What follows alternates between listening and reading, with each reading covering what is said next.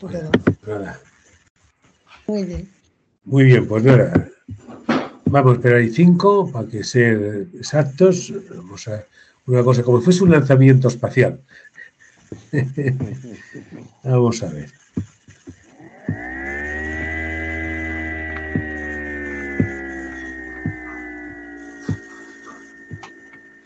Bueno, pues muy buenas tardes, ya noches. Muchas gracias por estar ahí una tarde más en el aula de Ciencia y Tecnología de la Universidad de Alicante. Y hoy hablamos de un tema que ha estado de moda esto desde Navidades, el telescopio espacial James Webb, un gran reto tecnológico para avanzar en el conocimiento del universo. La verdad que yo le decía hace un momento a mi amigo Guillermo, se oye por ahí un ruido, ¿no? Sí.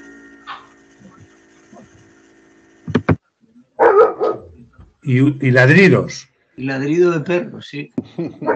Digo que decía Guillermo Bernal hace un momento que qué pasaría si Galileo o Copérnico o Bunsen o Kirchhoff o cualquiera de estos señores hubiese un aparato como este, un instrumento de esta precisión. Sería increíble. Yo me lo imagino y es excitante pensar lo que podrían sacarle. Bueno, el ponente es un doctor en astrofísica y profesor de investigación del Consejo del Centro de Astrobiología de Madrid, Santiago Arribas Mocoroa. Muchas gracias, Santiago, por haber aceptado la invitación. Modera Guillermo Bernabéu Pastor, catedrático de Física Aplicada de la Universidad de Alicante. La verdad que es curioso porque con estos dos expertos hoy vamos a volar alto. Y a mí me parece que es bueno, la verdad es que Guillermo empezó su vida pues estando en la escuela de Trieste, en la Advanced School of Physics, y participó en una serie de proyectos internacionales, por ejemplo, el Integral, el International Gamma Ray Astrophysics Laboratory, y bueno, en buscar objetos transneptunianos, el cinturón de Kuiper, etcétera, etcétera. La verdad que es una persona que yo le tengo un gran cariño. Hemos estado juntos en cargos de responsabilidad académica en la Universidad de Alicante y hemos trabajado muchas veces juntos en temas, sobre todo, de intentar mejorar la universidad. En fin, esto ya es otro tema, es un poco discutible. Pero yo creo que la verdad su vocación, el de Guillermo, siempre ha sido la misma. La verdad que la astronomía, las diferentes longitudes de onda en las que se puede trabajar, en observar el espacio, yo creo que eso es lo que hace de él una persona entrañable en el campo científico, sin olvidar esas colaboraciones tan importantes que hemos tenido en el mundo académico. La verdad es que él va a presentar al profesor Santiago Arribas Mocoroa. Yo sí que me gustaría decir que tiene un currículum excelente, como no puede ser de otro modo. Es una persona que ha vivido el mundo y sobre todo, en este caso, en el tema de lo que nos ocupa hoy, la verdad es que incluso tiene responsabilidades directas de determinados proyectos en el seno del telescopio James Webb. Entonces eso significa que vamos a hablar con alguien de primera mano. No sé si alguien nos cuente, alguien que ha leído, que ha publicado, pero realmente creo que en ese sentido es una de las cuestiones que me parece más importante. Un telescopio espacial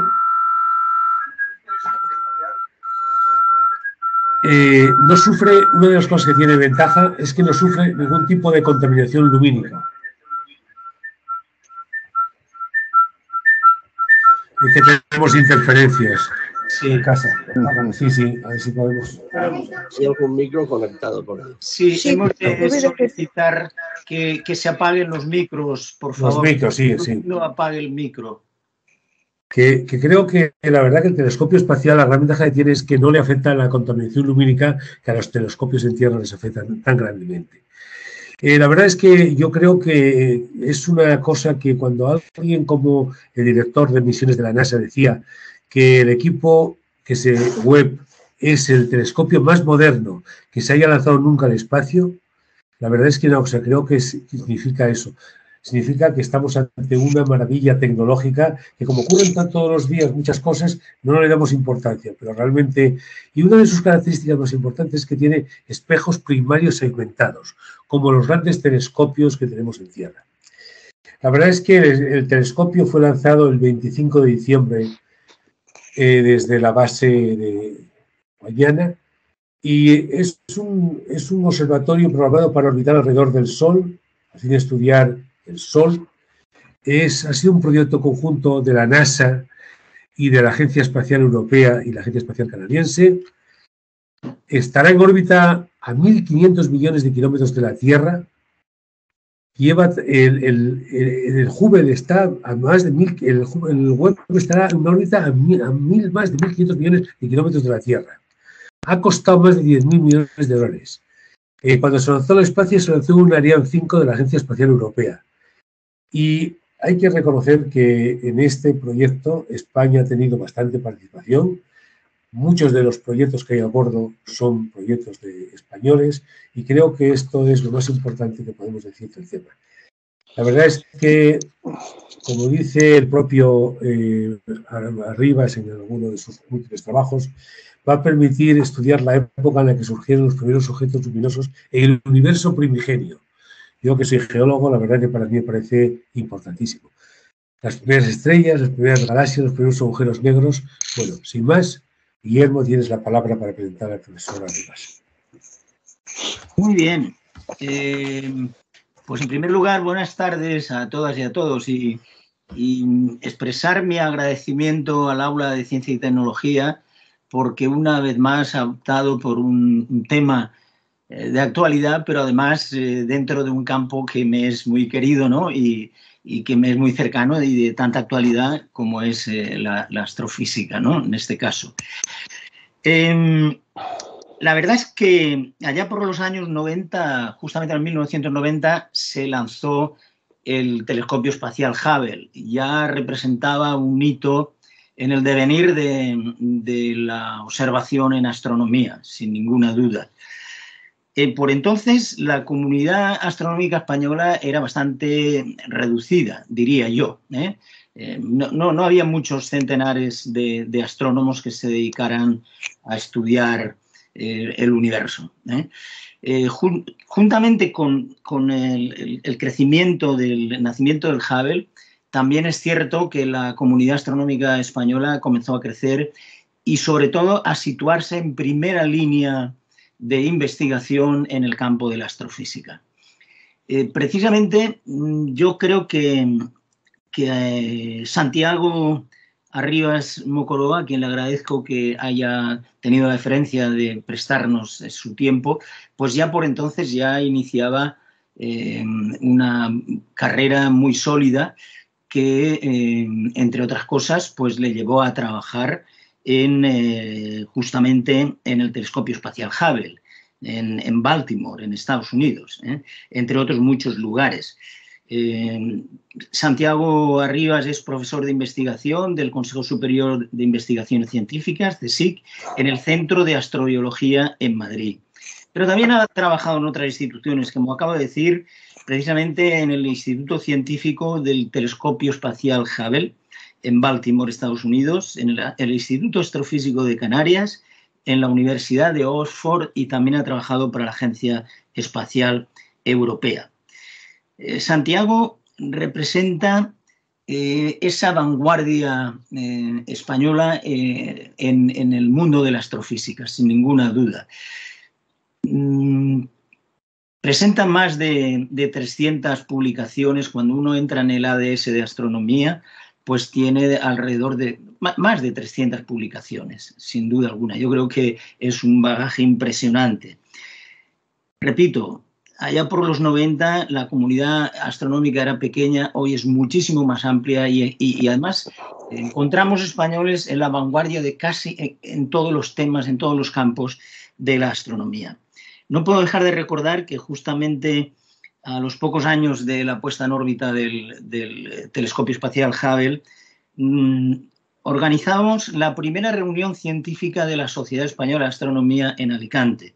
Fue justamente en 1994. Por eso recuerdo bien que la comunidad astronómica no era tan numerosa como lo es ahora y ya algunos estaban en la vanguardia de la producción científica en este campo. Hoy día es una realidad.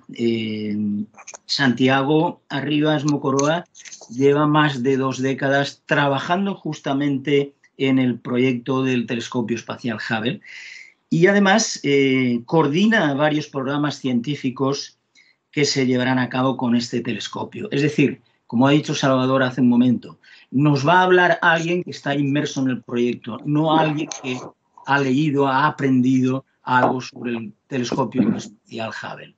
No quiero robar tiempo, solamente recordar que a disposición todos los que asisten a esta charla tienen el chat, y en el chat pueden escribir sus dudas, sus preguntas, que sin demora trasladaremos a Santiago cuando termine su exposición.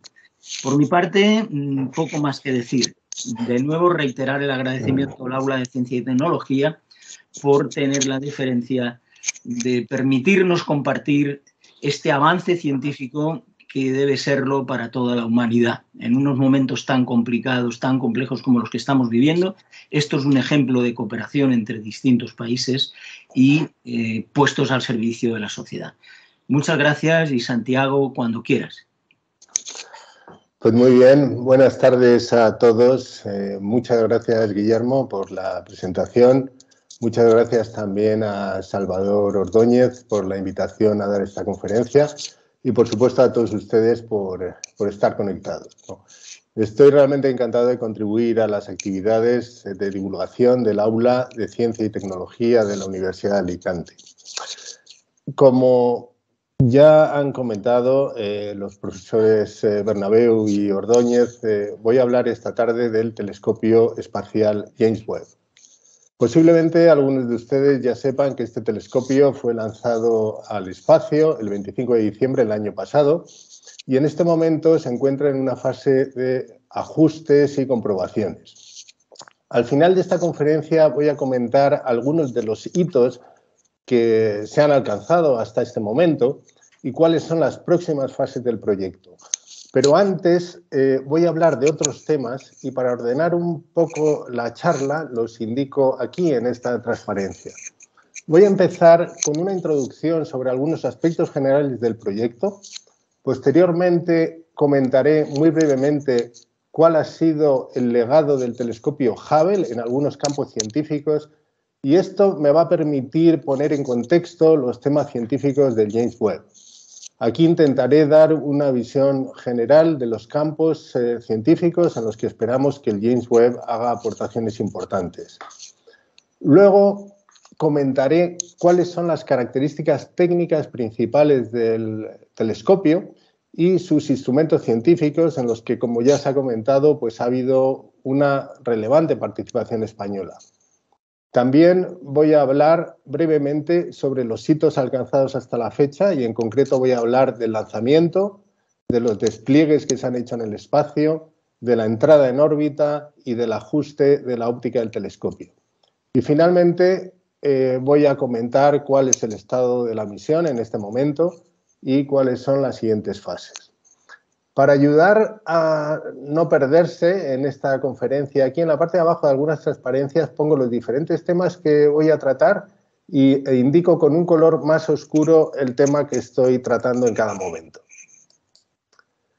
Quizá lo primero que haya que decir es que el telescopio espacial James Webb es considerado por muchos como el sucesor del Hubble.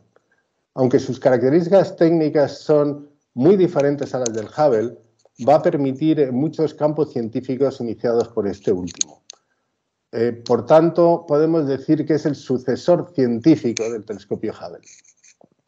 Ha supuesto un enorme reto tecnológico, ha necesitado más de 25 años de desarrollo y se lleva a cabo en el marco de una colaboración entre las agencias espaciales americana, la NASA, la Agencia Espacial Europea, la ESA, y la Agencia Espacial Canadiense, la CSA. En su desarrollo han participado de forma directa 14 países, más de 300 empresas privadas y organismos públicos, miles de personas, incluyendo gestores, ingenieros, científicos y técnicos de las más diversas disciplinas. Esta transparencia, aunque sé que no se puede leer el texto pequeño, da una idea de la magnitud de esta gran colaboración internacional. Cada punto indica un lugar donde hay una institución o una empresa participante en el proyecto. Y la pregunta que cabe hacerse cuando uno ve esto es ¿para qué, no? ¿Para qué tanto esfuerzo? ¿Cuál es el objetivo de este proyecto? Y la respuesta es en principio sencilla. Hacemos todo esto porque queremos impulsar el conocimiento en varios temas científicos que consideramos son importantes para entender nuestros orígenes y nuestro lugar en el cosmos. Y antes de comentar estos temas científicos del James Webb, voy a hablar un poco del legado científico del telescopio Hubble, y esto nos va a permitir entender mejor por qué consideramos al James Webb como el sucesor del telescopio Hubble. El telescopio Hubble, como ha comentado el profesor Ordóñez, fue lanzado en 1990. De hecho, este mes de abril va a hacer 32 años desde que se lanzó el Hubble. Y durante todo este tiempo el Hubble ha hecho descubrimientos científicos y contribuciones muy importantes en todos los campos de la astronomía. La semana pasada tuvimos conocimiento del último descubrimiento del Hubble, la estrella más distante conocida, ¿no? A más de 12.500 millones de años, 12.500 millones de años luz de la Tierra, ¿no? Entonces, el enorme éxito científico del Hubble es debido en gran parte a cómo se ha utilizado, ¿no? Al igual que va a ocurrir con el telescopio James Webb, el telescopio Hubble ha estado abierto a toda la comunidad científica internacional. Cualquier astrónomo de cualquier país puede proponer un programa científico y un panel evalúa y selecciona cada año, en base a criterios puramente científicos, los que considera mejores y más interesantes. Y lo que quiero destacar es que con este sistema se han hecho muchos estudios que han dado lugar a descubrimientos totalmente inesperados. Por ejemplo, los referentes a la energía oscura basados en las observaciones de estrellas de supernovas muy distantes, o los estudios acerca de los agujeros negros en galaxias, o los referentes a cómo se forman los sistemas de planetas alrededor de las estrellas, y muchos otros temas. Realmente no tengo tiempo ni siquiera para mencionar todo lo que ha logrado el Hubble en estos 32 años, ¿no? Pero aquí lo que voy a hacer es concentrarme en dos temas que son relevantes en el contexto del James Webb: los estudios de galaxias muy distantes y los exoplanetas, es decir, planetas que giran alrededor de estrellas diferentes al Sol. Bien, a mediados de los años 90, un grupo de astrónomos utilizó el telescopio Hubble para obtener una imagen muy profunda, con mucho tiempo de exposición, de una de las regiones más oscuras del cielo. Es lo que represento en esta transparencia con toda esta zona oscura, ¿no? Era una región muy pequeña, como digo, del cielo, donde, según observaciones previas, no había prácticamente nada. Después de estar exponiendo con el telescopio en esta región durante muchos días, esto es lo que se obtuvo. Perdón, no se ve ahora. Ahora se ve. Antes, esto es lo que se veía antes del Hubble. Es decir, no se veía, era una región seleccionada en la que apenas se veía nada, ¿no? Entonces, con el Hubble apuntando en esta región, esto es lo que obtuvo. Es decir, aquí lo que tenemos es entre 5.000 y 10.000 galaxias. Cada una de estas zonas luminosas que vemos son galaxias. Es decir, cada uno de estos puntos tiene a su vez miles de millones de estrellas, ¿no? Como digo, esto es una región minúscula del cielo y estos resultados implican que en el universo debe haber entre 100.000 y 200.000 millones de galaxias. Y lo que quiero destacar aquí es que algunas de estas galaxias son muy distantes. Y aquí tengo que hacer un paréntesis para explicar... ¿Perdón? Perdón, he oído, no sé si hay una pregunta o... Bueno, entiendo que no. Vale, bueno, pues aquí tengo que hacer un paréntesis para explicar que cuanto más distante está un objeto, lo vemos más atrás en el tiempo. Esto es debido a que la luz no se mueve de forma instantánea, sino que tiene una velocidad finita. En la Tierra, en nuestra vida cotidiana, no podemos apreciar este efecto, pues la luz viaja muy rápidamente, viaja a 300.000 kilómetros por segundo. Pero en astronomía lo tenemos que tener en cuenta, pues las distancias son enormes. Cuando miramos, por ejemplo, a la Luna, que es el objeto astronómico que tenemos más cerca, y que da la circunstancia de que está aproximadamente a 300.000 kilómetros de la Tierra, pues vemos cómo era la Luna hace un segundo, porque ese es el tiempo que tarda la luz en venir de la Luna a la Tierra. Esto no es mucho, podemos decir que realmente cuando miramos la Luna la estamos viendo en el presente. Pero cuando nos vamos un poco más lejos, las cosas empiezan a ser diferentes. Por ejemplo, la luz del Sol tarda 8 minutos en llegar hasta la Tierra. Entonces, cuando estamos observando el Sol, por ejemplo, en un atardecer, la luz que entra por nuestros ojos salió del Sol hace 8 minutos. Y por tanto, estamos viendo cómo era el Sol hace 8 minutos, ¿no? Pues bien, volviendo a esta imagen del campo profundo del Hubble, lo que quiero destacar aquí es que para algunas de estas galaxias su luz ha estado viajando por el espacio durante miles de millones de años antes de llegar al telescopio Hubble y producir esta imagen. Por tanto, lo que estamos viendo es cómo eran estas galaxias en épocas muy tempranas del universo. El universo tiene aproximadamente 13.800 millones de años y en algunos casos estas galaxias corresponden a épocas de más de 12.500 millones de años. Es decir, cuando el universo tenía menos de la 10ª parte de su edad actual, cuando era extremadamente joven. En este vídeo hacemos un auténtico viaje en el tiempo teniendo en cuenta las distancias a las galaxias en el campo profundo del Hubble.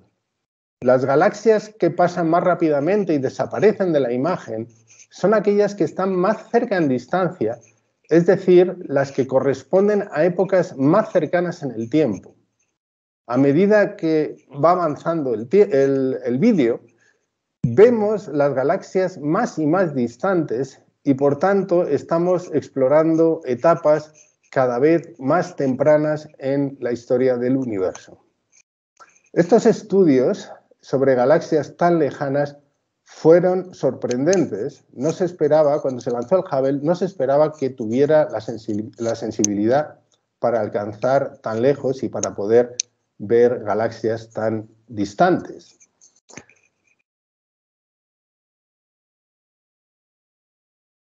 Otro tema de mucha actualidad y en el que el Hubble ha hecho descubrimientos fundamentales es el estudio de los exoplanetas.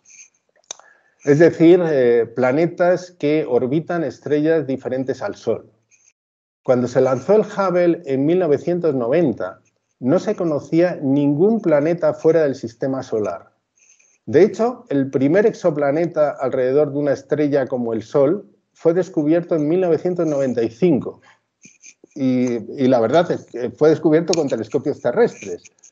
De hecho, a los descubridores de este planeta les concedieron el Premio Nobel de Física hace 2 años, ¿no?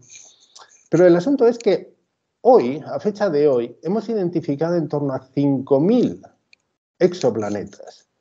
Y este número sigue creciendo. Y en este campo, el Hubble ha hecho una aportación fundamental.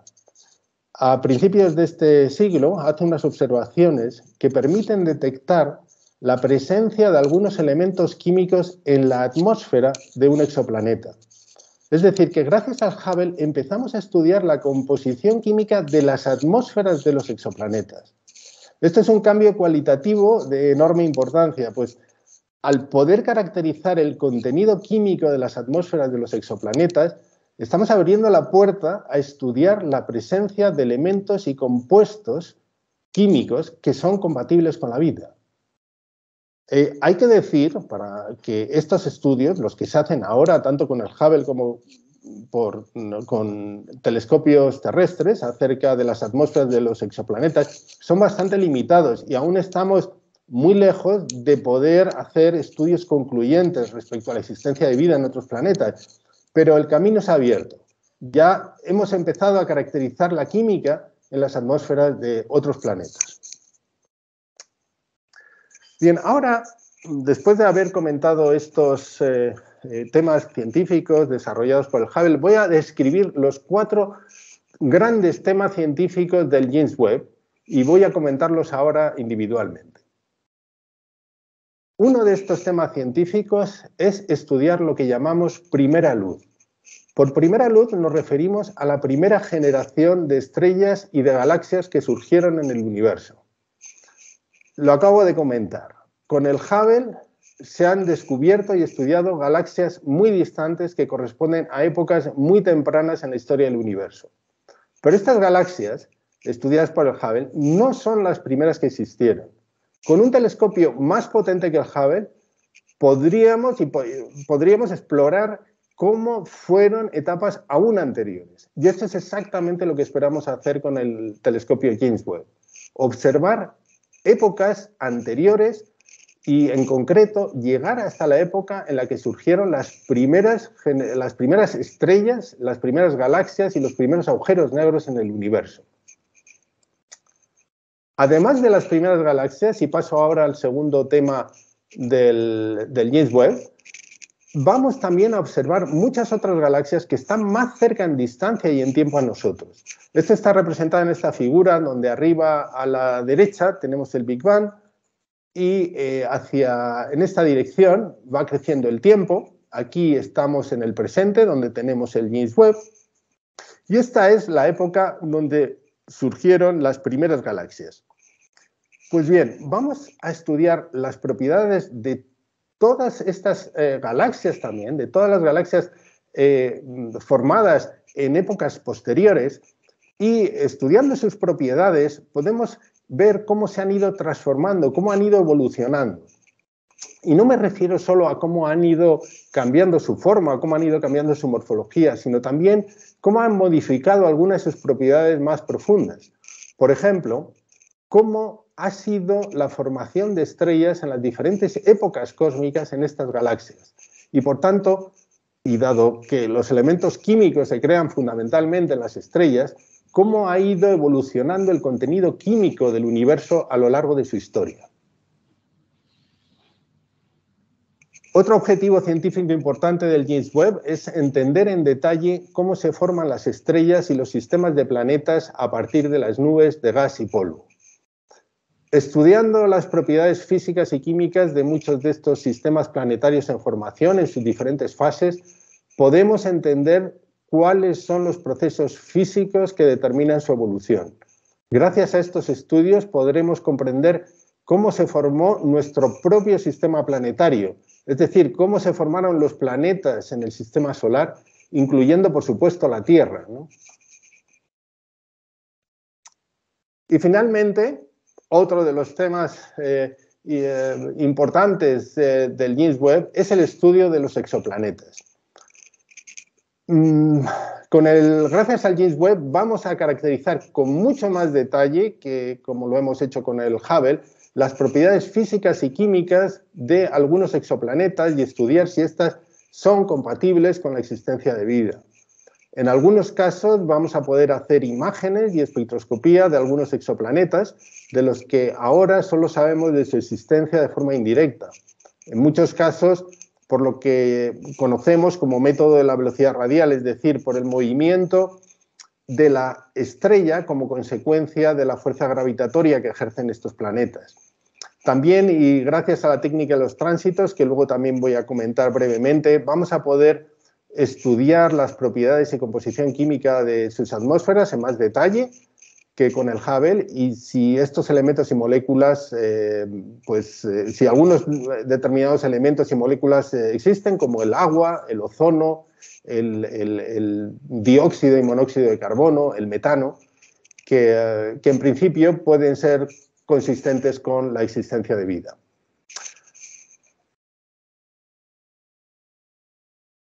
Pues bien, para poder avanzar en estos 4 temas científicos que acabo de describir, se ha construido el telescopio James Webb con 2 características técnicas fundamentales. Por una parte, tiene un gran espejo primario, bastante más grande que el del Hubble. Esto es fácil entender la ventaja que esto supone, puesto que cuando tenemos un espejo primario más grande, recogemos más luz, y esto nos permite observar objetos más débiles que están a la misma distancia u objetos que, teniendo la misma luminosidad intrínseca, están mucho más lejos. Por otra parte, el telescopio, y esta es otra de sus características, debe estar optimizado para analizar luz infrarroja. La luz infrarroja es similar, tiene la misma naturaleza que la luz visible que detectan nuestros ojos, pero sus longitudes de onda son un poco más grandes.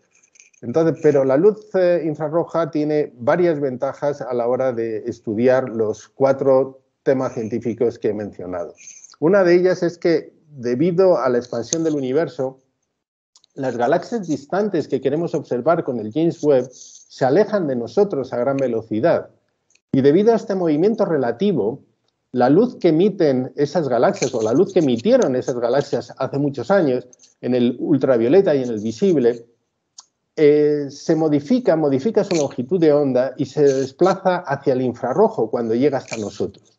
Es lo que conocemos como desplazamiento al rojo. Y bueno, por tanto, el telescopio y los instrumentos deben estar preparados para recoger y analizar luz infrarroja. La luz infrarroja también tiene la ventaja de que no se absorbe tan fácilmente como la luz visible y, por tanto, es capaz de atravesar zonas donde hay mucho gas y polvo, que es lo que ocurre en las regiones donde se forman las estrellas y los sistemas planetarios. Y esto nos permite observar, con luz infrarroja podemos acceder y observar zonas mucho más profundas en estas regiones. Además, el infrarrojo también tiene interés y tiene mucha relevancia cuando se estudian exoplanetas, puesto que en este rango espectral, en el rango del infrarrojo, tenemos muchas moléculas que son importantes para la caracterización de los exoplanetas. Entonces, en resumen, podemos decir que el hecho de que el telescopio James Webb, por una parte, tenga un espejo primario más grande y, por otra, que pueda analizar luz infrarroja, supone una ventaja muy considerable, una gran ventaja respecto al Hubble a la hora de avanzar en estudios de los 4 temas que he mencionado anteriormente. Paso ahora a hacer una breve descripción de los componentes principales del James Webb. Este es el espejo primario, tiene 6,5 metros de diámetro y recoge la luz que concentra sobre un espejo secundario que se encuentra aquí. Este a su vez refleja la luz y a través de esta apertura pasa a la zona donde están los instrumentos científicos que están justo detrás del espejo primario. Esta gran estructura que vemos aquí es lo que llamamos el escudo solar y tiene la misión de evitar que la radiación que viene del Sol incida directamente sobre el telescopio y los instrumentos.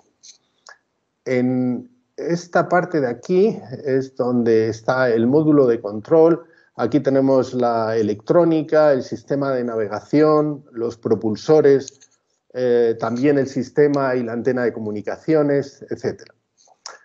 Y ahora lo que voy a ver es en un poco más de detalle estos 3 componentes. El espejo primario, el escudo solar y los instrumentos los vamos a ver en un poco más de detalle.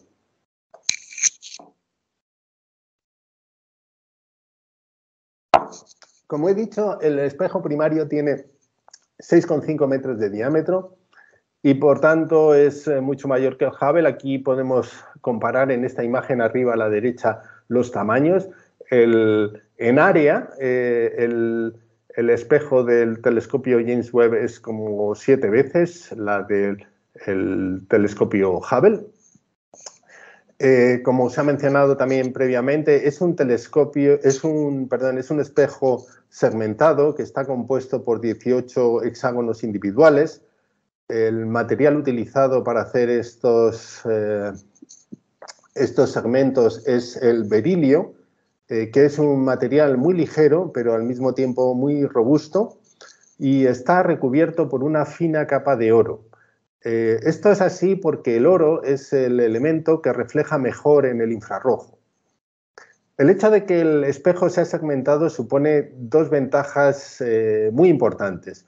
Por un lado, se puede plegar, como vemos en la imagen aquí a la derecha, en el centro a la derecha.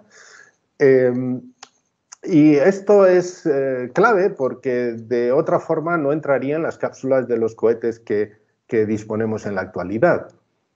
Y por otro lado, el hecho de que sea segmentado también permite construir el espejo de forma que pese mucho menos. Un espejo de una única pieza, un espejo monolítico, debe ser mucho más grueso para mantener su rigidez y, por tanto, mucho más pesado. Y el peso es un aspecto crítico en cualquier misión espacial. Cuanto más peso, más energía es necesaria en el lanzamiento y los cohetes imponen limitaciones muy severas a este respecto. La superficie de cada uno de estos segmentos es ligeramente curva y se han construido con una precisión de unas pocas decenas de nanómetros. Un nanómetro es una millonésima parte de un milímetro. Es realmente muy difícil imaginarse esta unidad y tener un concepto de lo que, una intuición clara de lo que implica. Sabemos que es muy, muy pequeña, pero no cuánto de pequeña. Y para ayudar a entender un poco el nivel de precisión con el que se han construido estos espejos, podemos imaginar que uno de estos segmentos tuviera la extensión de 1000 kilómetros, el tamaño de España, ¿no? En proporción, las imperfecciones en la forma de cada uno de estos espejos serían equivalentes a unos 2 centímetros. Es decir, esta es la proporción, ¿no?, de los 20 nanómetros que tienen de imperfecciones los espejos, ¿no?, con las dimensiones, si tuvieran las dimensiones reales, ¿no? Entonces, es para tener una idea de la increíble precisión con la que se han construido cada uno de estos segmentos. El escudo solar. Podemos decir que el escudo solar tiene la misión de bloquear la luz del Sol y de esta forma crear una noche permanente sobre el telescopio. Esta es la configuración en el cuadro de arriba, ¿no? Esta es la configuración normal, ¿no?, en la cual el escudo solar bloquea la radiación que viene del Sol. Es decir, actúa realmente como una sombrilla. Si nos fijamos ahora en la Tierra, en el hemisferio de la izquierda es de día, el Sol está impactando, es de día, y es desde el hemisferio de la derecha, cuando es de noche, donde podemos hacer las observaciones astronómicas con más facilidad, y dado que no estamos sujetos a tanta luz de fondo como tenemos durante el día, ¿no?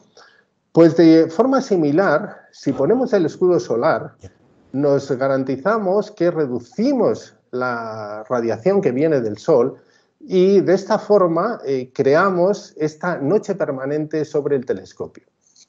Otra forma de verlo es que otra forma de ver el papel que juega el escudo solar sería la siguiente. Al bloquear la radiación del Sol se consigue que el telescopio y los instrumentos se enfríen hasta temperaturas del orden de menos 230 grados centígrados.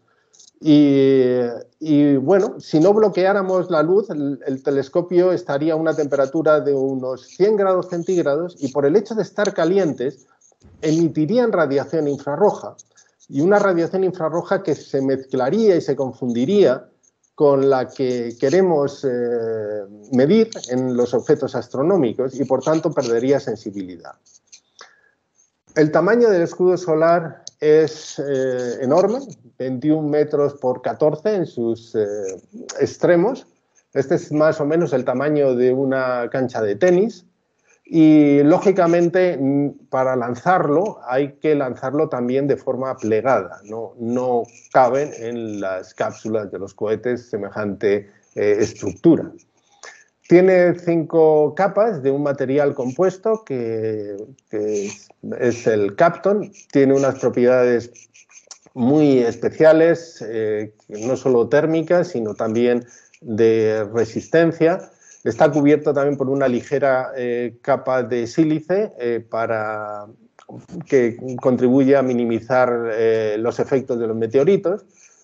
Y con esto se consigue aislar térmicamente, con estas 5 capas se consigue aislar térmicamente y como digo, hay una diferencia entre la capa que está expuesta al Sol, que tiene aproximadamente 100 grados centígrados, y la capa más cercana al telescopio, que tiene menos 230 grados centígrados, pues hay una diferencia de más de 300 grados, ¿no? En una distancia de aproximadamente 2-3 metros.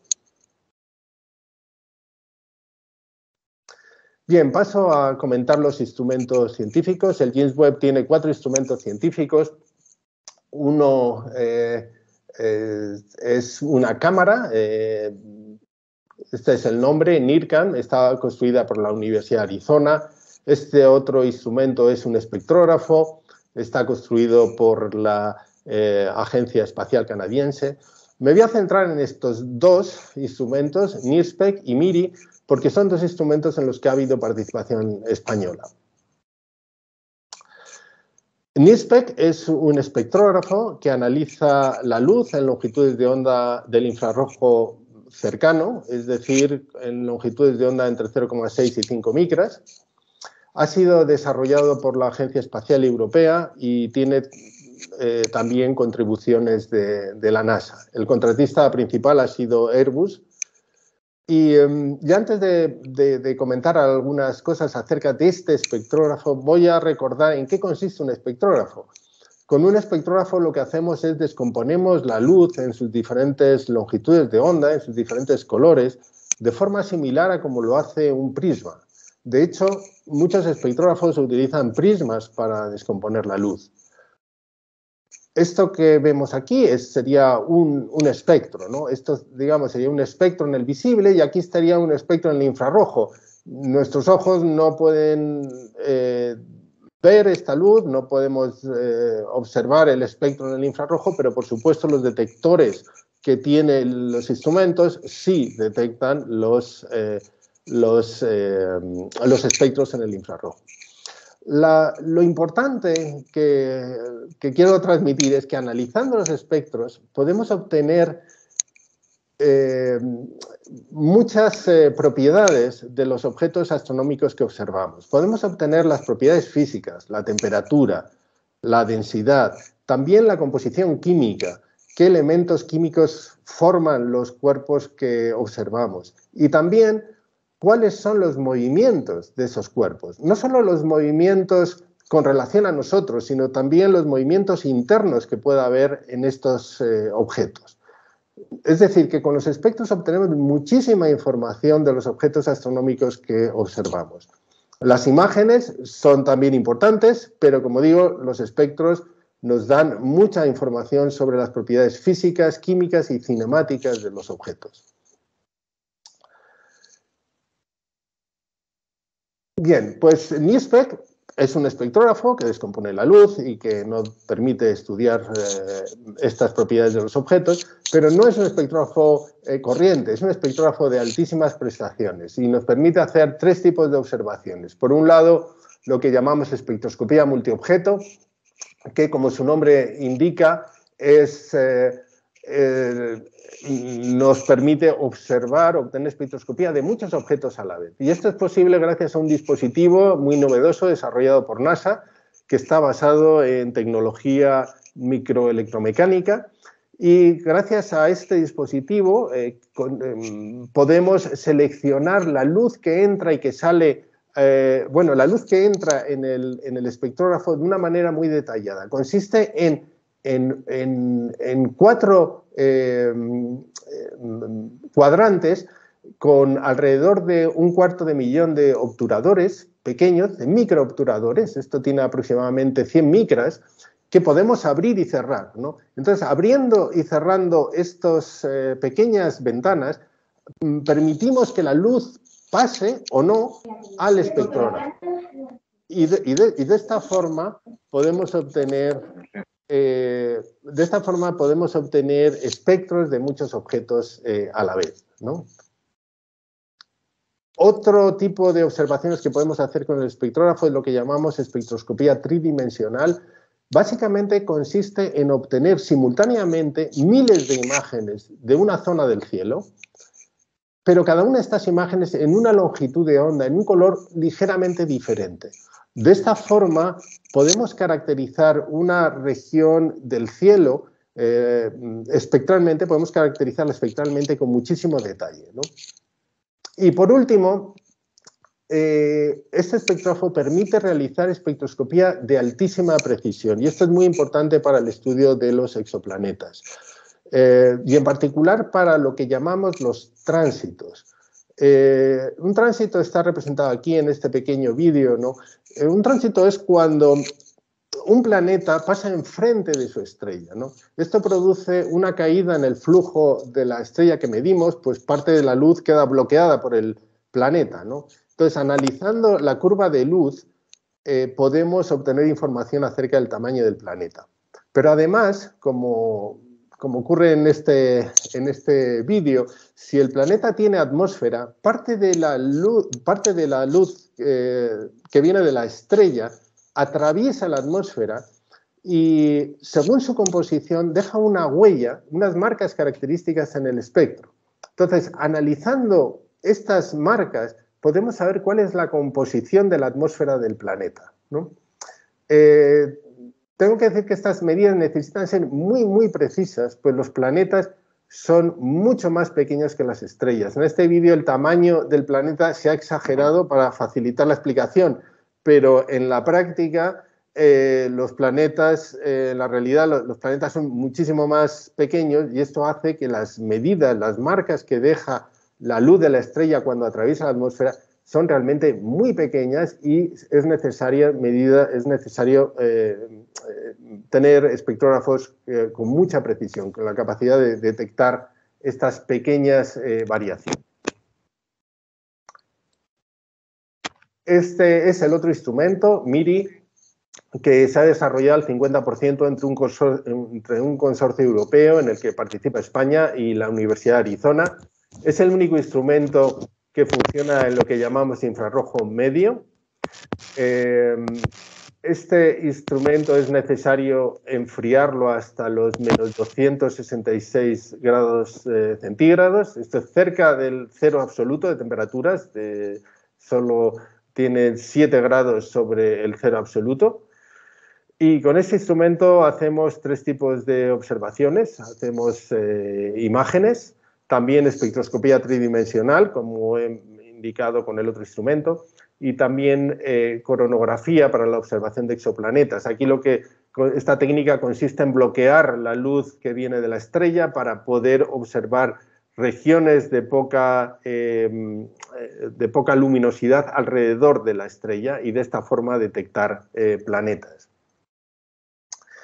Bien, con relación a la participación española, España ha tenido una participación importante en los instrumentos NISPEC y MIRI. Los equipos científicos que estamos en el Centro de Astrobiología hemos contribuido en las diferentes fases del desarrollo de estos instrumentos.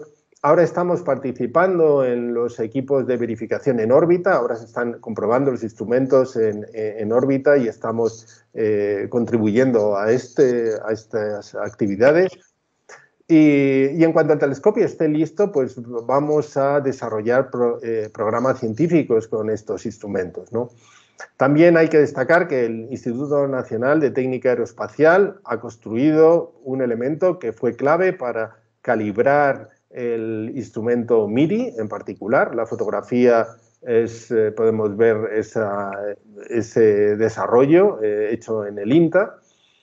Y también hay que comentar que ha habido una participación industrial, ¿no?, del sector aeroespacial. Varias empresas han desarrollado componentes y han hecho diversas contribuciones a estos 2 instrumentos.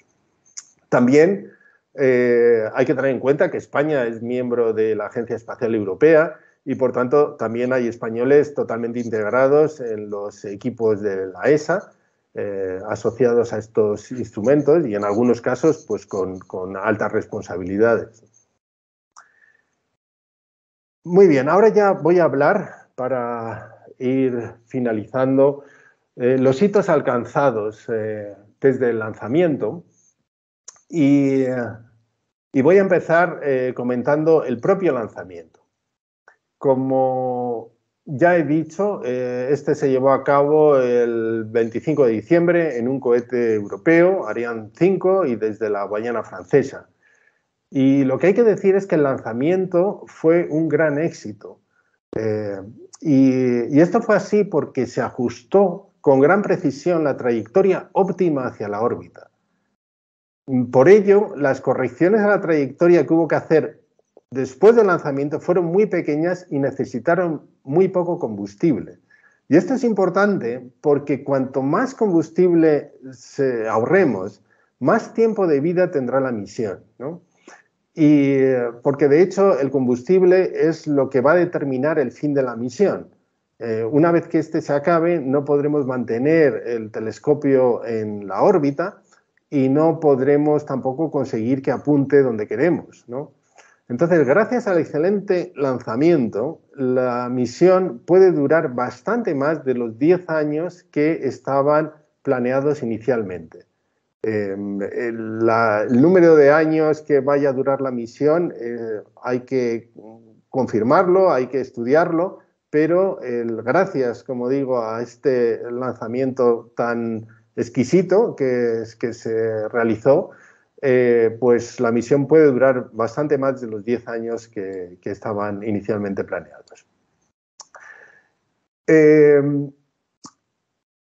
Ya he comentado que en su configuración de trabajo tanto el telescopio como el escudo solar son demasiado grandes para la cápsula del cohete y tuvieron que lanzarse plegados, ¿no? En la fotografía vemos el telescopio y el escudo solar en configuración de lanzamiento. Y aquí lo vemos ya en la cápsula, ¿no? Entonces, tanto el telescopio como el escudo solar tuvieron que desplegarse en el espacio y ahora en este vídeo vamos a ver la secuencia del despliegue. Este tuvo lugar a lo largo de las 2 primeras semanas después del lanzamiento. El vídeo dura muy poquito, pero todo esto ocurre en 2 semanas. Y bueno, lo primero que se desplegó justo después del despegue fue el panel solar, que es el encargado de generar energía al observatorio y posteriormente la antena de comunicaciones. Después se llevó a cabo el despliegue del escudo solar. Este despliegue era una de las actividades más críticas de la misión. Se había ensayado 3 veces en tierra, pero en condiciones muy diferentes a las que existen en el espacio, donde no hay gravedad y las condiciones de temperatura y densidad son también muy diferentes a las del laboratorio. La realidad es que el despliegue del escudo solar en el espacio se ha realizado perfectamente, sin ningún problema, lo que ha supuesto un enorme éxito, ¿no? Era una de las actividades más críticas y, como digo, era la primera vez que se ensayaba en el espacio, lógicamente, ¿no? Aquí vemos ya las últimas fases del despliegue. Ahora hay que tensar el escudo y se separan las 5 capas de Kapton que forman el escudo solar. Y una vez hecho esto, ahora se despliega el telescopio propiamente dicho, este es el secundario, y luego los 2 alas del espejo primario, ¿no? Y una vez hecho esto, ya el telescopio está... el telescopio y el escudo solar están desplegados. A finales de enero, un mes después del lanzamiento, el James Webb entró en su órbita, que es conocida como una órbita de Lagrange 2 o simplemente L2. Esta órbita está aproximadamente a 1,5 millones de kilómetros de la Tierra. Esto es 5 veces la distancia a la Luna. Y esta región L2, tiene la peculiaridad de que la fuerza de la gravedad producida por el Sol y la Tierra son similares y esto hace que sea una región semiestable donde es posible mantener el telescopio con muy poco combustible. Es una órbita muy diferente a la del Hubble. El Hubble está a 550 kilómetros, es decir, pues muy cerca de la Tierra, ¿no? Con el James Webb no van a ser posibles las misiones tripuladas y, por tanto, no va a ser posible reparar o actualizar los instrumentos como ha sido el caso del Hubble.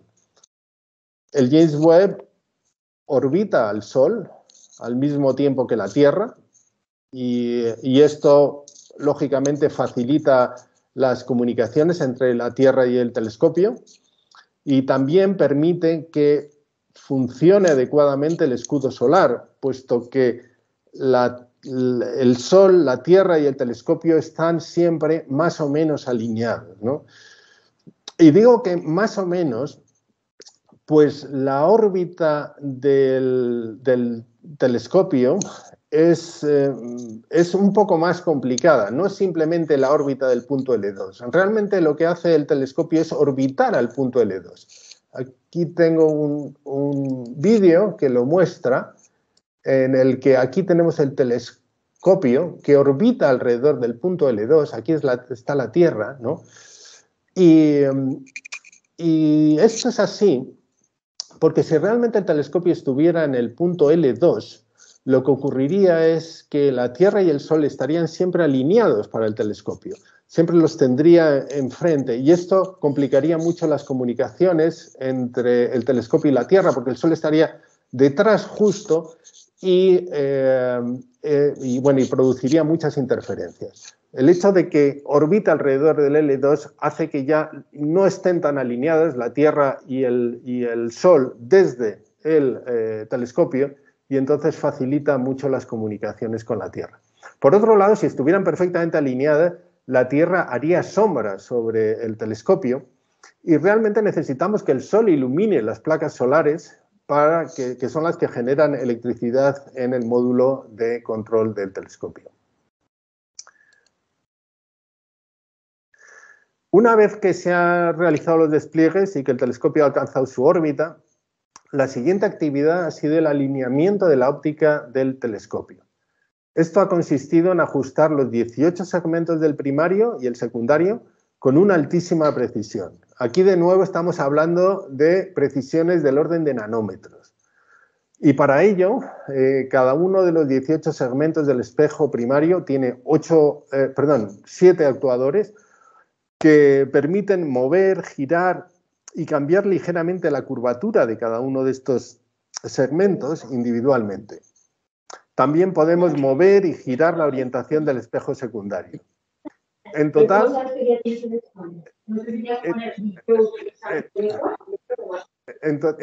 hay 132 actuadores que deben ajustarse, ¿no?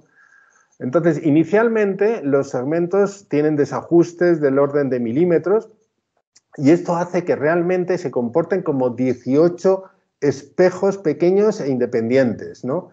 De hecho, esta es una de las primeras imágenes que se obtuvo cuando el telescopio apuntó a una estrella. Lo que estamos viendo aquí es que cada segmento produce una imagen diferente y además están desenfocadas. Entonces, el primer paso es identificar a qué segmento corresponde cada una de estas imágenes y después, a través de un proceso complejo que ha durado unos 3 meses, estas imágenes individuales se han superpuesto y enfocado, ¿no? Y esta es la primera imagen con el telescopio enfocado e indica que tiene una excelente calidad óptica.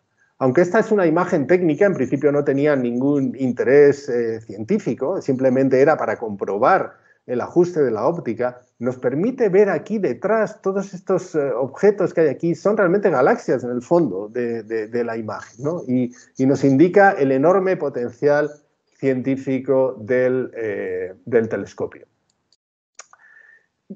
Una vez que la óptica del telescopio está ajustada, estamos realizando ahora las comprobaciones de los instrumentos científicos. Esto va a durar entre 2 y 3 meses y esto es un proceso también muy largo, puesto que los instrumentos son muy complejos. Realmente cada instrumento tiene muchas componentes, muchos diferentes modos de observación y hay que ajustar y comprobar todos ellos y asegurarse de que funcionan adecuadamente. Esperamos que en junio, julio, ya estén terminadas todas estas comprobaciones y que ya estemos listos para empezar los programas científicos propiamente dichos. Y ya para finalizar, pongo de nuevo esta transparencia, la transparencia donde indicaba los programas científicos, los temas científicos de James Webb, y la pongo para hacer el siguiente comentario, ¿no? Cuando el James Webb empiece sus operaciones científicas, pues muchos estudios van a estar centrados en los 4 temas científicos que he mencionado al principio, ¿no? Los estudios sobre la primera luz, la primera generación de estrellas y galaxias, los estudios sobre evolución de galaxias, la formación de estrellas y de sistemas de planetas, y también la caracterización de exoplanetas y la búsqueda de indicios de vida. Pero lo que quiero resaltar es que, al igual que el Hubble ha realizado descubrimientos totalmente inesperados y que han sido, de hecho, los más interesantes en muchos sentidos, probablemente ocurra lo mismo con el James Webb y quizá lo más interesante sea lo que ahora ni siquiera imaginamos. O sea que tenemos que estar también preparados para lo inesperado, ¿no? Y con esto, pues termino aquí. Simplemente pongo algunas direcciones donde pueden encontrar mucha más información sobre el proyecto. Y con todo esto, pues nada, como digo, pues termino. Muchas gracias y si tienen algunas preguntas, pues encantado de responderlas. Muchas gracias, Santiago, porque ha sido una excelente charla. Yo creo que ahora todos los que hemos asistido a tu conferencia sabemos algo más del James Webb, sin duda alguna, ¿eh? Lo has explicado con claridad y sencillez. Creo que todo el público ha podido seguirte sin mayor dificultad, ¿eh? Como muy bien, bueno, para mí ha sido brillante, sinceramente. Gracias. Como hemos dicho al principio, pues en el chat se pueden plantear las cuestiones, preguntas, si alguien desea hacerlas. Yo, para iniciar, me gustaría remarcar algo que has dicho, que a mí me parece muy relevante. El Hubble estaba ahí al lado, ¿no? No llegaba a 600 kilómetros. Por eso pudo ir, ¿no?, una misión espacial a repararlo cuando se vio que tenía una especie de miopía, entre comillas, ¿no? Y fue un reto, sin duda alguna, su reparación. Con el James Webb eso no va a ser posible, puesto que está a 1,5 millones de kilómetros. Y además, una cuestión que al menos a mí me sugieren preguntas, ¿no? Es decir, ¿cómo se va a hacer el control, ¿no? ¿Cómo va a ser el control? Cualquier cosa que no funcione bien, probablemente ya debe incluir su propia programación para intentar, si no reparar, al menos corregir, ¿no?, posibles defectos. No sé, se me ocurre que es un avance enorme, ¿no?, en cuanto al tema de comunicaciones y de control.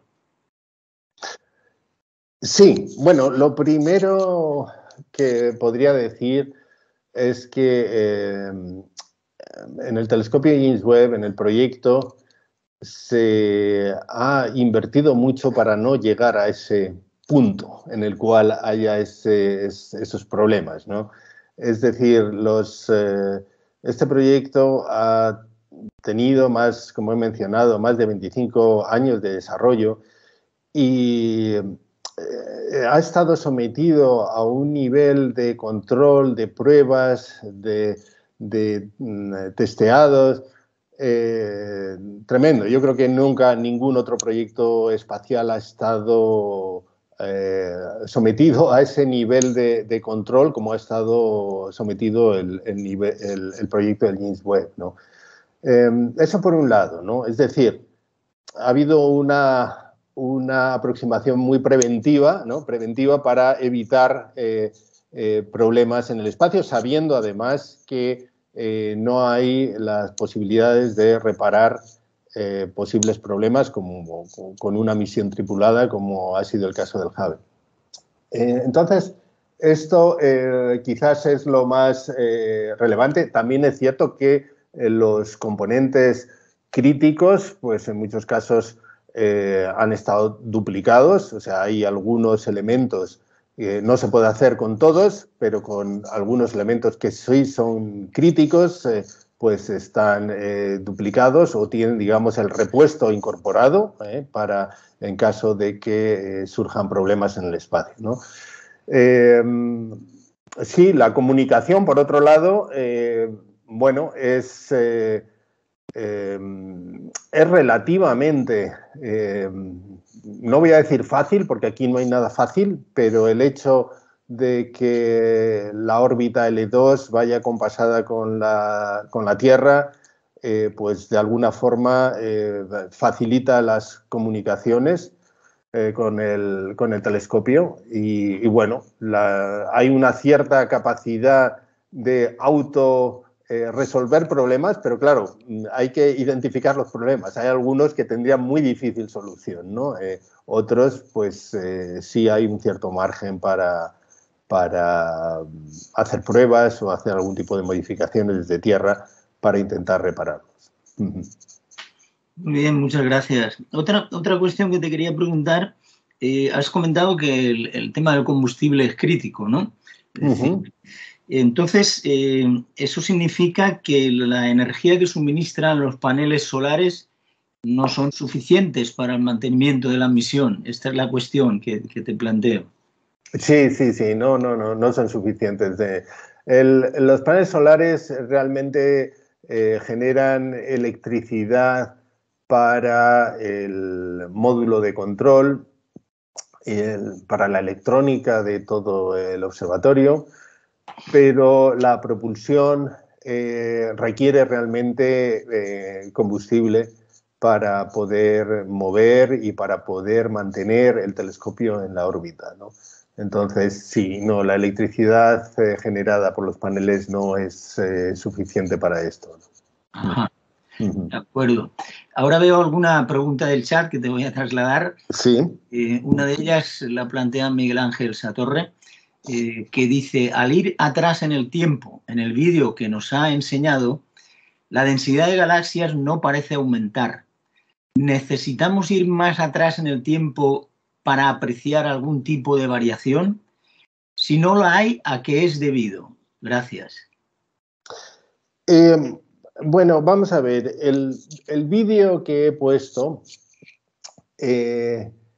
se limita a la región observada por el Hubble, una pequeña región observada por el Hubble. El número de galaxias no tiene necesariamente que aumentar a medida que uno va, digamos, atrás en el tiempo. Pero en cualquier caso, esa imagen no incluye todas las galaxias que existen. Esa imagen incluye todas las galaxias detectadas por el Hubble. Hay objetos o galaxias que son lo suficientemente pequeñas o débiles como para que no pudieran ser observadas por el Hubble. Entonces, por decirlo de alguna forma, en el vídeo se incluyen una muestra de galaxias, pero no todas, y además una muestra sesgada en el sentido de que son las galaxias más brillantes que realmente pudieron ser observadas por el Hubble. Hay otras galaxias que seguramente existen, pero no han podido ser detectadas por el Hubble. Y en cualquier caso, el vídeo está restringido a esas observaciones del Hubble. De acuerdo. Hay varias felicitaciones por tu charla en el chat y alguna pregunta más. Manuel Calvo dice, si el universo se supone que tiene una edad de 3.800 millones de años, ¿hasta qué momento del pasado podrá llegar a ver el James Webb? Es decir, ¿cuándo surgió la luz? No, esa es una buena pregunta. De hecho, una muy buena pregunta. De hecho, no lo sabemos con certidumbre, ¿no? Pero sí pensamos que el James Webb puede acceder. Vamos a ver, la cuestión es la siguiente. Para explicarlo de una manera sencilla, si los primeros objetos que surgieron fueron realmente muy, muy brillantes, ¿no? Sería más fácil detectarlos. Si fueron muy débiles, pues a lo mejor no se accedería a ellos, ¿no? Pero en principio, con el James Webb podemos esperar fácilmente llegar a una época en la que el universo tuviera del orden de 400, 500 millones de años después del Big Bang, incluso menos, incluso 300, 400 millones de años después del Big Bang. Y esto va a depender hasta dónde llegue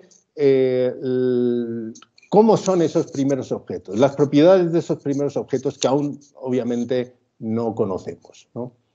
Pero eso podría ser un rango que pudiera acotar el periodo en el que esperamos observar con el James Webb. Ajá. Hay que pensar que al principio, o sea, después del Big Bang y antes de que se formaran las primeras estrellas, galaxias, el universo era prácticamente hidrógeno, gas, ¿no? Y la luz visible, la luz infrarroja, pues no podía digamos, viajar en ese universo, ¿no? Quedaba rápidamente absorbida en caso que existiera. Es cuando surgen las primeras estrellas, cuando surgen las primeras galaxias, cuando la radiación emitida por estas estrellas empieza a lo que nosotros llamamos ionizar el universo. Entonces el hidrógeno pasa a ser hidrógeno ionizado y el universo se convierte transparente, y a raíz de esa época, cuando la luz empieza a viajar, puede viajar, digamos, a través del universo. ¿Sí? Antes de esa época, el universo, digamos, es opaco, la luz no puede viajar y entonces esa etapa del universo es inaccesible para el James Webb porque no hay luz que detectar, ¿no? Por decirlo de alguna forma, por lo menos en las longitudes de onda del infrarrojo, que es las longitudes de onda, es el rango espectral para el que está optimizado el telescopio. Perfecto, muchas gracias. Todavía nos queda, bueno, Paco Coloma, gracias por una explicación tan didáctica, y nos pregunta qué catálogos utiliza el James Webb para identificar campos. Bueno, hay muchos catálogos. Hay muchos catálogos. Bueno, el primero y el más evidente son las observaciones hechas por el propio Hubble, ¿no? En muchos campos, ¿no?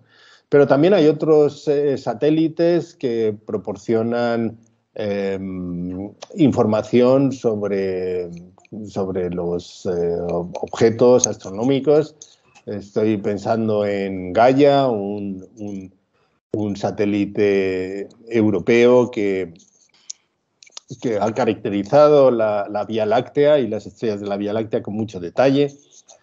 Y bueno, también los telescopios terrestres tienen su papel. Es decir, que no hay uno o dos catálogos que uno pueda mencionar. Realmente es una gran colección de catálogos, y dependiendo de las observaciones o los estudios que uno quiera hacer, pues los diferentes observatorios, telescopios, pues aportan su información, ¿no? Entonces, esto es algo que depende mucho del estudio concreto que se quiera realizar. Sí, muy bien. Edison Velasco, pues nos da las buenas tardes y muchas gracias por la conferencia. Y nos pregunta, ¿el telescopio, al medir un rango del espectro infrarrojo, La misma electrónica llega a interferir con las mediciones, yo creo que un poco hace referencia al ruido y para eso se enfría, vamos, a temperaturas tan extremadamente bajas, creo, ¿no? Bueno, son dos cosas, ¿no? Vamos a, el ruido fundamentalmente, bueno, tiene muchos orígenes, el ruido de los detectores, ¿no? Hay diferentes orígenes para el ruido de los detectores. En principio, el fondo de luz que todavía pueda quedar en los instrumentos es una fuente de error, es una fuente de ruido, ¿no? Pero la electrónica en sí,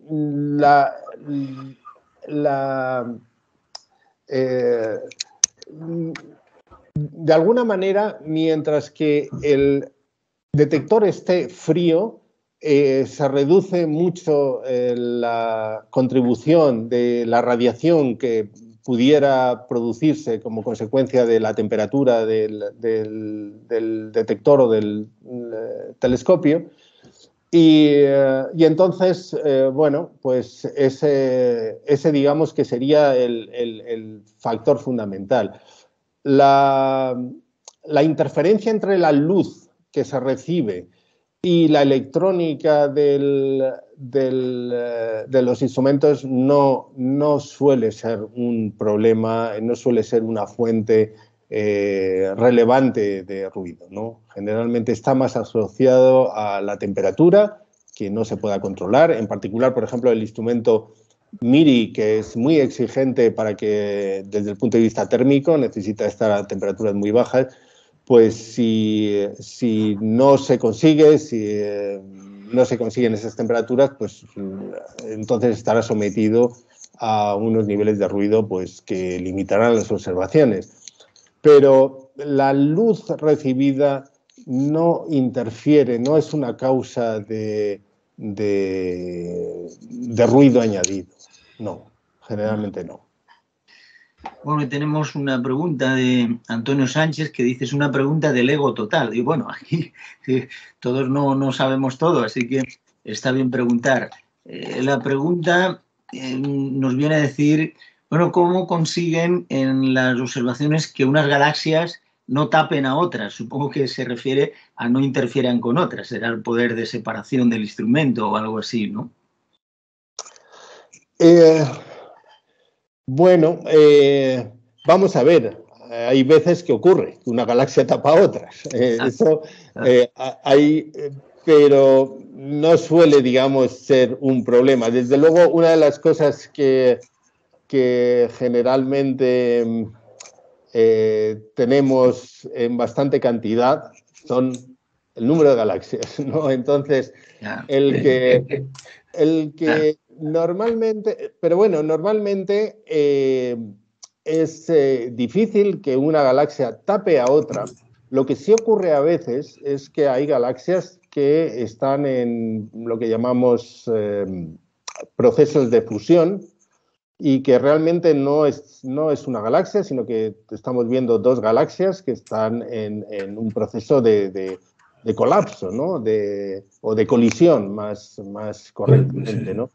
Y en este caso, pues sí, puede ocurrir que en la misma dirección de observación pues aparezcan dos galaxias. Pero también es cierto que muchas veces por la diferencia en velocidad que tienen unas con relación a las otras, pues desde el punto de vista espectral se separan, porque no todas las líneas espectrales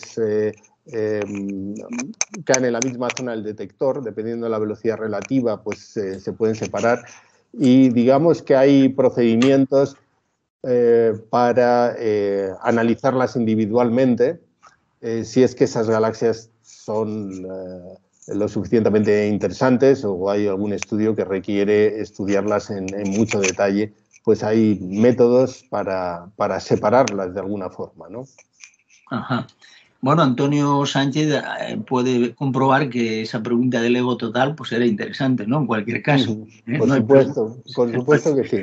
No hay preguntas de Lego. Me parece que hay una última pregunta Sí, no sé. que nos habla de que el telescopio está muy expuesto a los meteoros y por lo tanto... Aunque no está expuesto.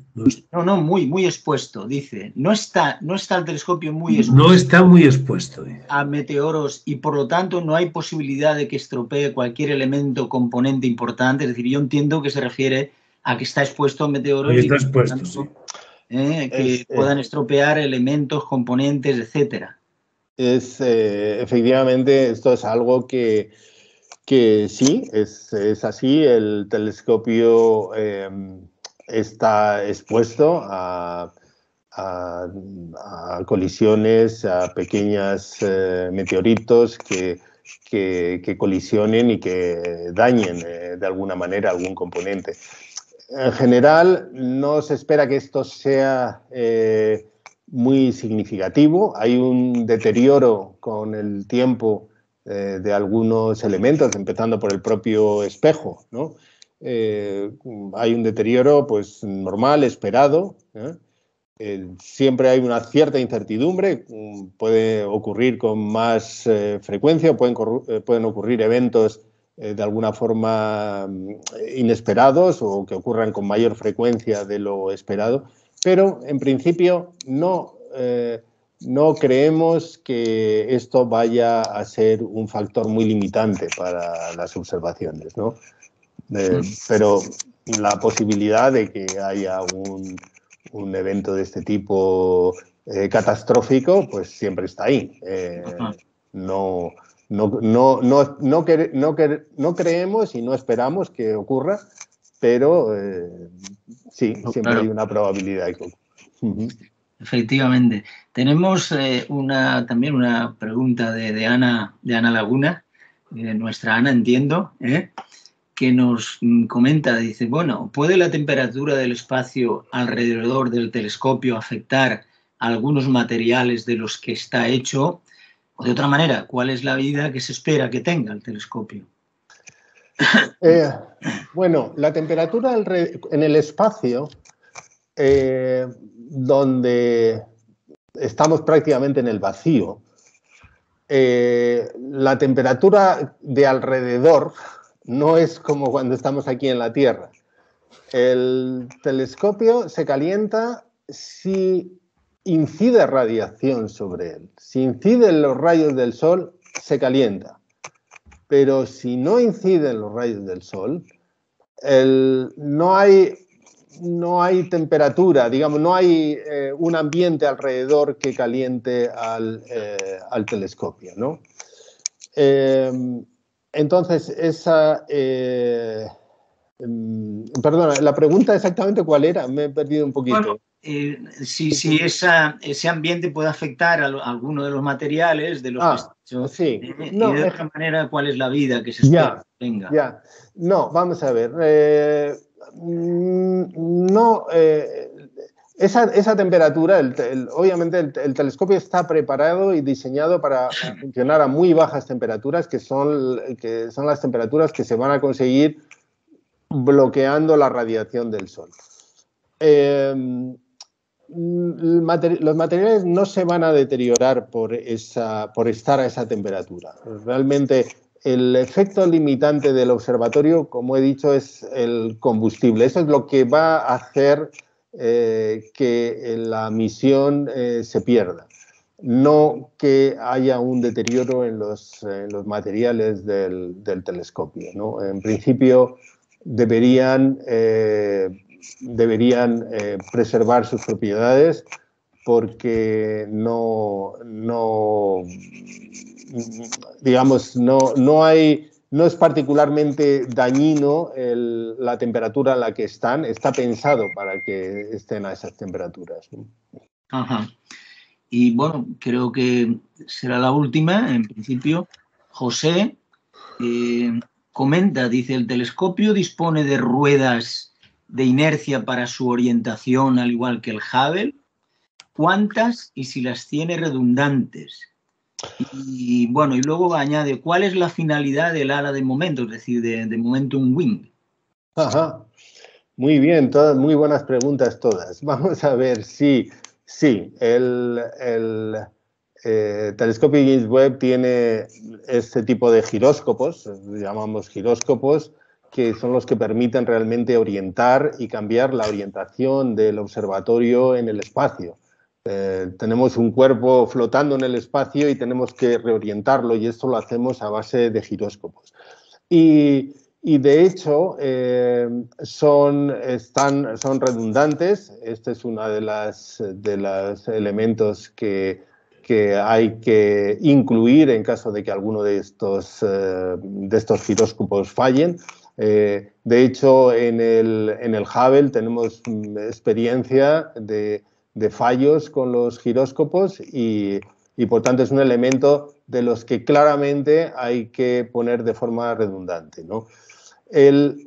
Luego, por otro lado, la última parte de la pregunta era ¿cuál era ¿Cuál es la finalidad del ala de momento? Es decir, el momento... Sí, el ala de momento, la finalidad es la siguiente. El escudo solar, es una estructura muy grande, está sometido a la radiación del Sol. La radiación del Sol actúa realmente empujando el observatorio en la dirección contraria al Sol. Y claro, cuando el telescopio cambia de orientación, la superficie que ofrece el escudo solar al Sol es diferente. O sea, va cambiando el ángulo y el área que está expuesta es diferente. Es decir, que la fuerza que está haciendo el Sol, empujando, ¿no?, con la radiación al observatorio, depende de cómo de inclinado esté. Entonces, con el ala de momento lo que hacemos es compensar esa variación, ¿no?, en el ángulo de la estructura del escudo solar frente al Sol, ¿no? De tal manera que se controla la fuerza que ejerce la radiación sobre el panel solar. Ajá, está claro. Luego, bueno, pienso que es la última porque van apareciendo. Sí. Federico nos pregunta, dice, ¿de qué manera se sobreenfrían los instrumentos que lo necesitan? Supongo que se refiere a de qué modo se Sí. De hecho, bueno, es solo un instrumento que es MIRI el que necesita ser enfriado y bueno, realmente es un sistema criogénico casi como un frigorífico, o sea, hay que actuar de manera, o sea, hay que realizar un enfriamiento activo y dentro de lo que es un criostato, pues se va expulsando el calor generado. Pero es únicamente un instrumento, es el instrumento MIRI. El resto de los instrumentos, con la temperatura que se alcanza con el panel, no con el panel, perdón, con el escudo solar, se consigue la temperatura adecuada para que funcionen los instrumentos y los detectores. Muy bien, muchas gracias. Yo no me queda más que decir que ha sido una excelente conferencia, que creo que como decía antes, pues ahora sabemos algo más acerca del James Webb, pero todavía nos queda mucho por saber porque lo que intuyo es un desarrollo tecnológico en el campo de los materiales, del control, etcétera, espectacular. Este proyecto ha representado sin duda alguna unos avances tecnológicos probablemente en casi todos los campos, especialmente en la ciencia de los materiales, pienso yo, y seguro que todos estos avances en el conocimiento repercutirán en nuestra vida cotidiana en algún momento, como casi siempre ocurre con todos los proyectos como el propio Hubble, ¿no? Y eso es lo que esperamos. Sí. Reitero mi felicitación por la excelente charla y bueno, pues Salvador y Ana, que si quieren añadir algo. Muy brevemente, no sé si está Ana por ahí. ¿Ana? Sí, estoy aquí, Salvador. ¿Quieres decir algo o no? No. Estaba, comparto con nuestro Guillermo las palabras, ¿no? Y bueno, la conferencia ha sido brillante y el debate no digamos, bueno, el nivel de las preguntas del debate ya no era, decía un compañero del Ego, ¿cómo que del Ego, no? Estaba un debate muy, muy intenso y muy interesante, la verdad, Santiago. Gracias por tu excelente y brillante ponencia. Ya me han preguntado que cuándo la vamos a colgar, en unos días estará disponible para que todo el mundo se la pueda descargar y volver a disfrutarla, porque casi merece la pena, realmente. Gracias a ti, nuestro moderador casi, yo diría, permanente también de todos estos temas. Guillermo, gracias por estar y por tu interés. Y nuestro amigo Salvador, que es incansable a la hora de buscar los mejores, de verdad, investigadores y expertos en cualquier campo. En este Santiago Arribas, pues, ¿qué puedo decir? Así es que gracias a todos. Muchas gracias. Y únicamente, Santiago, darte las gracias de todo corazón y de verdad. Y una cosa, me he llevado una gran alegría. La verdad que eres un gran comunicador y sobre todo una cosa que tienes que es muy importante es que conoces muy bien el tema. La verdad es que las preguntas se nota muchísimo. No hay pregunta que no te parezca interesante, que no te parezca digna de responder. Como ves, tenemos un montón de personas que siguen nuestro aula, que son aficionadas al tema, aficionadas y no aficionadas, incluso expertos en los temas relacionados con los temas estos de telescopios, astronomía, etcétera, etcétera. La verdad que es un tema muy bonito. Yo, sinceramente, había leído algo, pero la verdad que me he quedado maravillado. Estoy todavía casi en estado de excitación permanente porque es una maravilla. Me gusta mucho. Muchas gracias. Y Santiago, y contaremos contigo más veces, porque la verdad que qué bonito, ¿no? Las primeras imágenes que salgan, tenemos que verlas, ¿eh? Y que tienes que comentarlas tú. Tienes que traer. Quizás entonces tenga que venir a Alicante, ¿no? Directamente. Bueno, yo es que creo que entonces, ya para entonces no habrá pandemia y podremos coger y disfrutar un poco de la compañía, porque esta historia...